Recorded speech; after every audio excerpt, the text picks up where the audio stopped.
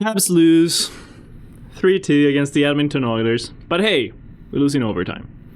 So for those of you who have joined and started watching my videos in the Habs winning streak, I follow. I am very much inspired by Steve Dangle's channel, and obviously I've taken a lot of things that he has, like all these reactions and comments. He has a victory puppy. I have a consolation cat for whenever we lose. Although cat is not cooperating much today because there's a nice sun on the window, and so I feel kind of bad. But hey, I need my consolation cat after that loss. So anyways, let's talk about the game. Montembeault against Skinner. I think that both goalies played really well yesterday. They were both on their game. Monty made a lot of saves, actually. I think over 30 saves maybe. And Skinner made less saves, but some of them were really, dangerous shots. So yeah, both goalies on their game.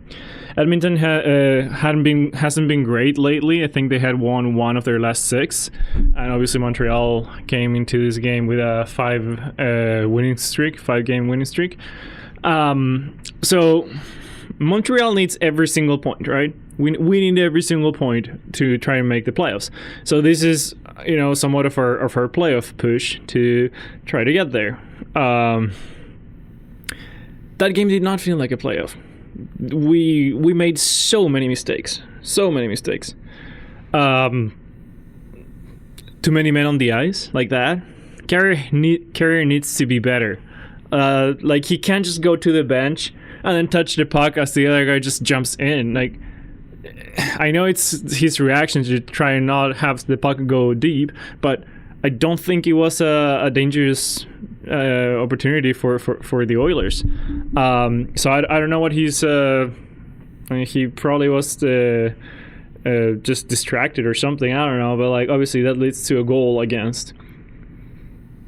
We had way too many icings, unnecessary icings. There were some that you're in a bad situation, you need to reset. Okay, ice it, sure, fine, but there were way too many that were not necessary at all, and we're just giving them the puck in our D zone, and they can just load up their offense. They have 2 of the best players in the league. Obviously, they're gonna load up their offense with them.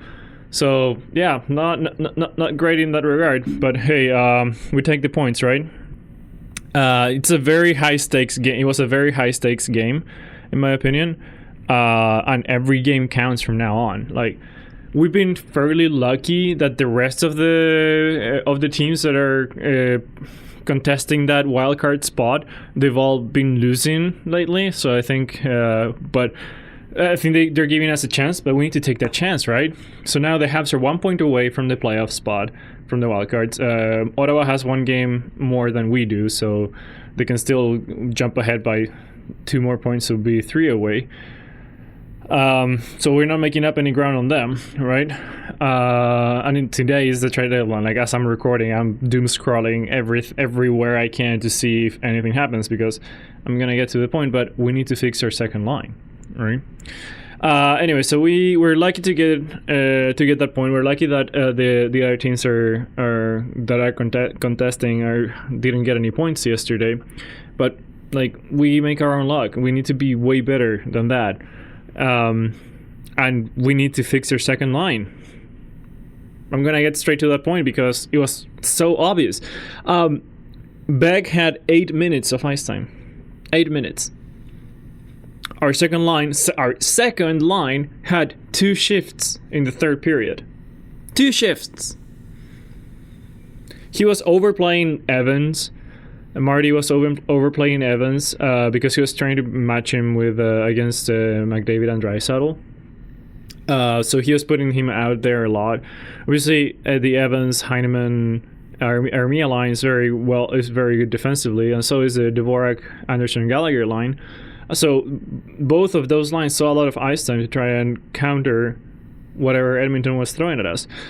But the Habs were again just playing for OT. I know we need the point, but that was pathetic. That was boring to watch. It was the last 10 minutes of the third period. I don't think we had one chance offensively. I know we had a power play at some point there, but like not a lot of chances. Not a lot. We were in our zone the whole time, and we were lucky that they didn't convert, because like if the other team is in your zone the whole time, chances are they're gonna convert at some point. Same thing with the penalty kill. Like, yeah, we give them 3-2 in the first period.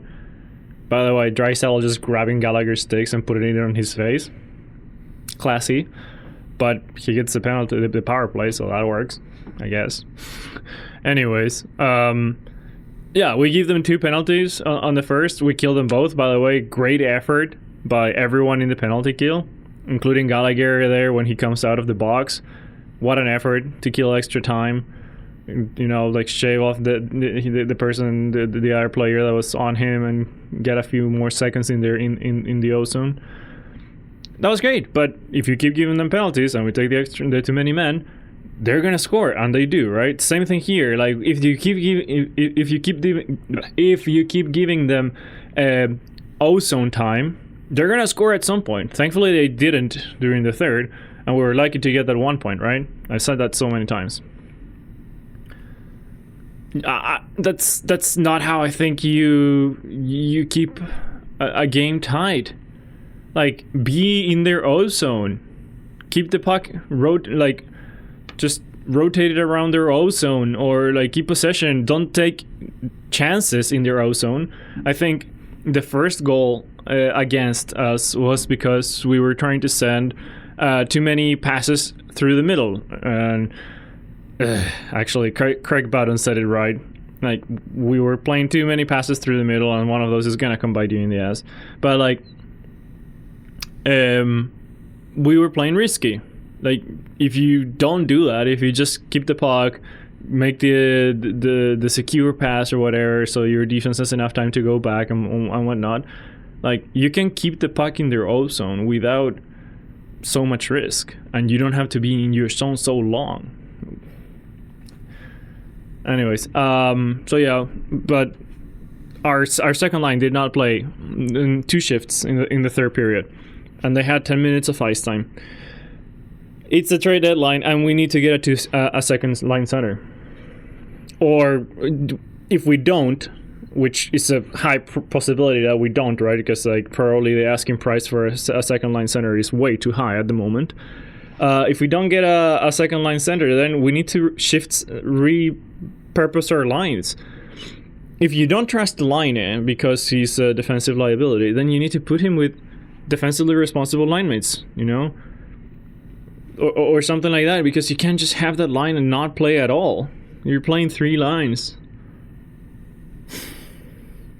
Speaking of low ice time, Struble didn't play much the third period either. I think he had a short leash like Jack I did recently. I forget against who he was. I think it was against Buffalo maybe.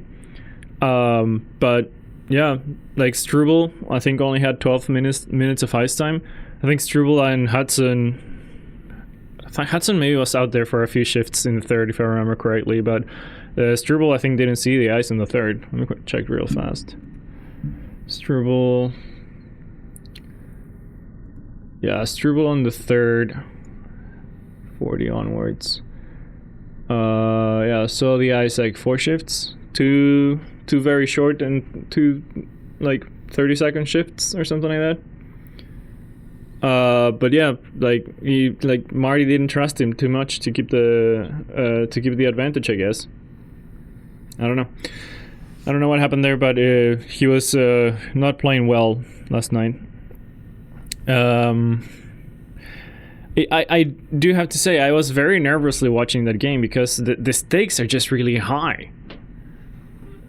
And it's gonna be like that for the rest of the season, which in a way it feels great. Because finally we're having, important games this far into the season.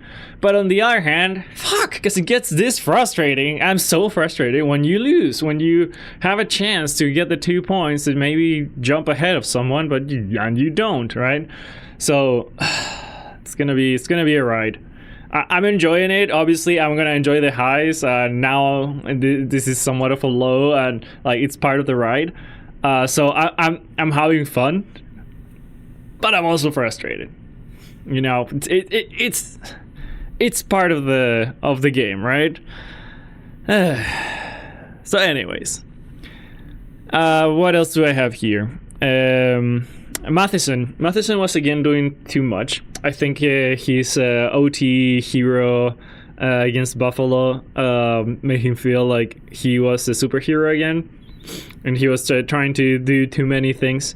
Even before OT, I know in OT he had 2 chances, 2 2-on-1s, and he decided to shoot them both times.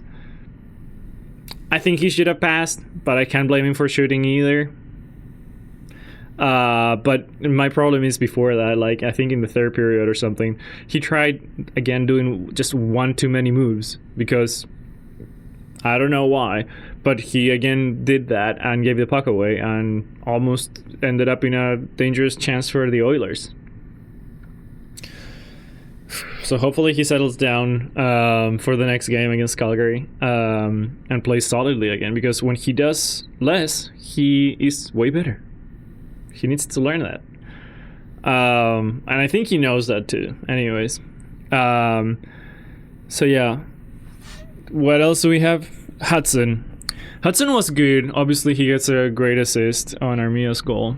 Carrying the puck all the way up the ice, and like he was good offensively, like he is. Honestly, it's not a surprise he is, but he did have some uncharacteristic mistakes. He gave the puck away in the power play that led to Janmark's shorthanded attempt, which he just totally whiffed, thankfully. And he also just was giving the puck away whenever and under pressure behind Monty's net. So a few mistakes you don't see him make often that could have costed us. Thankfully they didn't. But yeah, it was somewhat of a worst game for his standards, for the standards he has set, right? And that we've been accustomed to. Kudos to Cole Caulfield. Obviously, he gets his 31st of the season. Every goal he gets from now onwards is gonna keep on improving that record. Can he get to 40?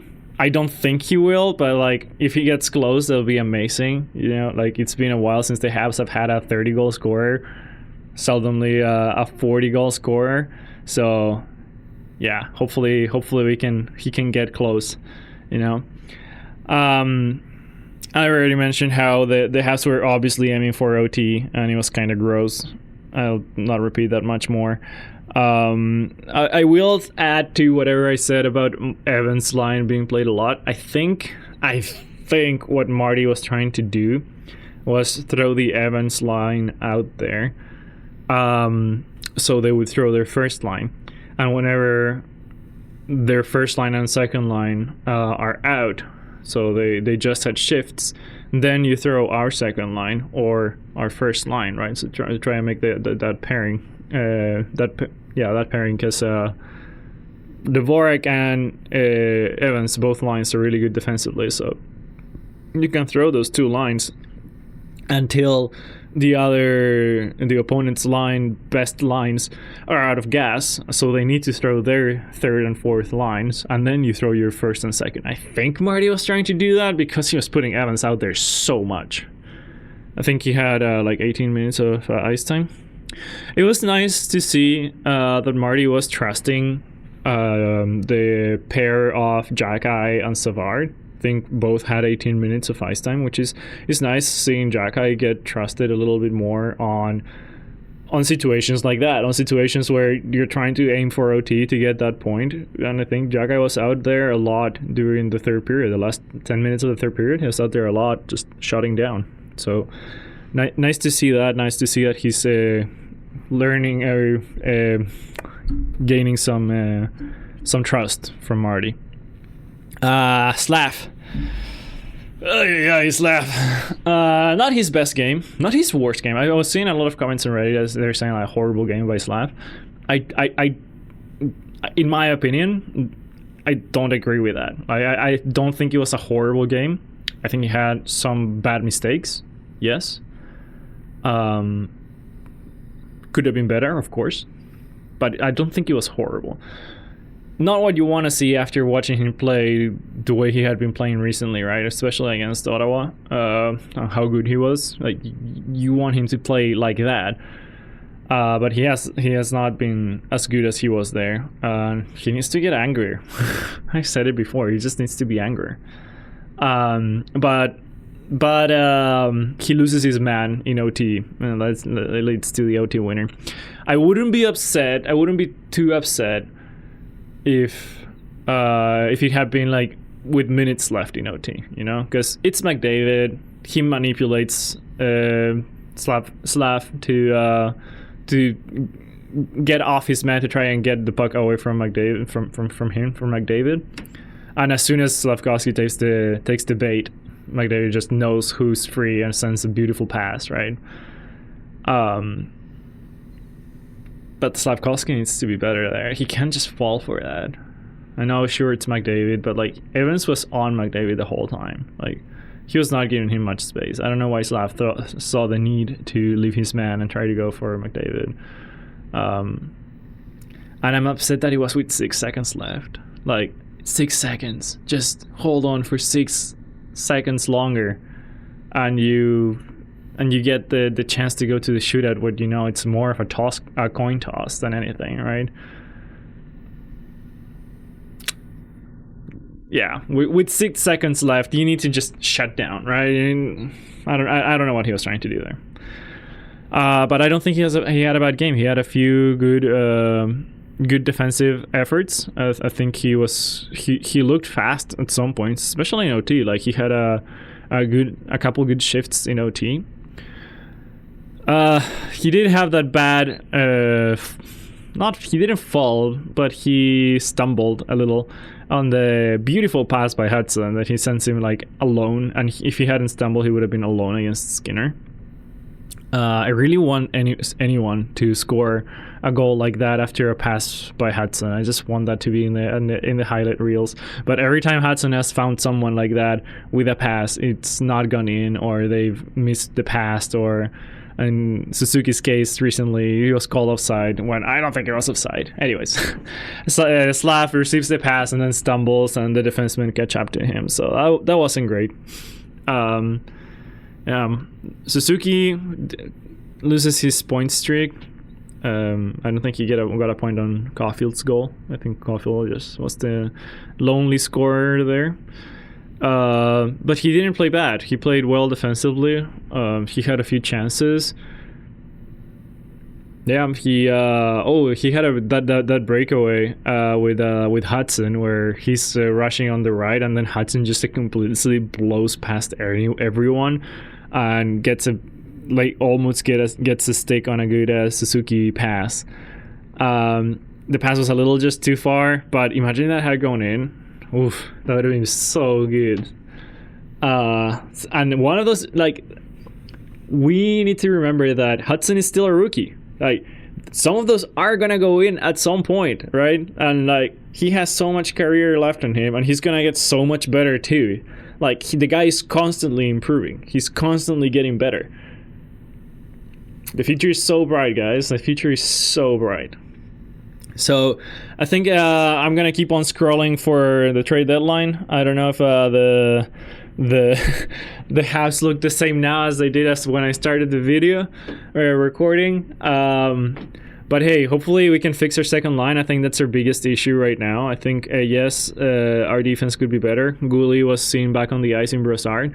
So hopefully he returns soon. I think he's aiming to return for like the end of March. So maybe we'll see, you know. Hopefully we're still competing for a playoff spot when Gouli returns, right? So yeah, we need to fix our second line. I mean, we have a massive hole there. And yeah, Calgary, Saturday night. It's gonna be an important one. Like, if we can get a point, if we can get 2 points from against Calgary, Vancouver, and Seattle, yeah, things would be looking good. And if we don't get any points against any of those three, we're pretty much out. So high stakes game, high stakes. All right, that's gonna be it. Don't forget to leave all your feedback, the good, the bad, anything. And see you all Saturday. Let's go Habs. Woo!